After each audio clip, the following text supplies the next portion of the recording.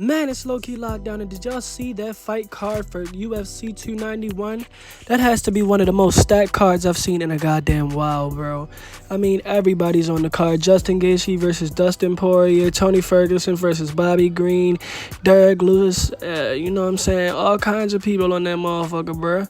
It's just so many heads on that card that's just so good, man. They got Alex Pereira. You know, they got Paul Acosta. Man, it was a stacked-ass card. Kevin Holland. Everybody that you could want to see is on that card, man. So this might actually be one of the best UFC cards that I've ever seen.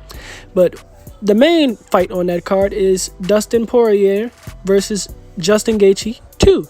And I'm here to give y'all that breakdown first. I'm going to do all of them, really. But I'm going to break this one down because this one, we've seen the first one, but I think I have a solid prediction for how the second one is going to go. For one, in that first fight, Justin Gaethje was killing him on the legs. He was killing Dustin Poirier's legs. He was fucking his legs up the whole entire fight. And Dustin was not checking none of those shits. He was tearing the inside leg kicks up. He was fucking his calves up. But one thing that Dustin had over him is he was beating his ass with them hands. He was landing better combinations and better punches. Like, he had better shot selection overall than Justin Gaethje. So with Justin Gaethje and his, his very, very unorthodox method of blocking punches with his face, Dustin was able to land a lot of punches, man. He landed a lot of punches in the exchanges back and forth, but Justin was landing a lot of leg kicks, which were eventually starting to add up, and you could see over time that he was just getting broke down by the leg kicks. And Justin Gaethje hits pretty hard. He was very effective in the clinch with a lot of elbows and uppercuts. He was definitely winning the clinch situations. One thing I would like to mention about this fight, and it's one thing that I can tell you now, and it's a proven fact. When Dustin Poirier started to try to wrestle Justin Gaethje, that told me one of two things. Either he was getting exhausted, or he was starting to feel them punches or them leg kicks. Because there's only two reasons that strikers like that end up trying to wrestle. Is they're exhausted, they're tired, and they need a break. Well, which wrestling isn't going to give you much of a break, but you could eventually find a position to lay on top of somebody in. Or they just try not to get knocked out. You feel what I'm saying? So look, man, if that's the case, then Justin Gaethje, he could exercise the advantage of his cardio and not having to drop down any weight to really win this fight. And I don't think that this fight will end the same way twice. I really doubt it. So this whole fight was a bang out the whole time. It was very much a back and forth firefight the entire time while it was going on. Justin Gaethje just had one thing about Justin, he wasn't Justining how he Justins, bro. Well, he was Justining how he Justin. He just didn't Justin hard enough, if you get what I'm saying. Man, look, bro.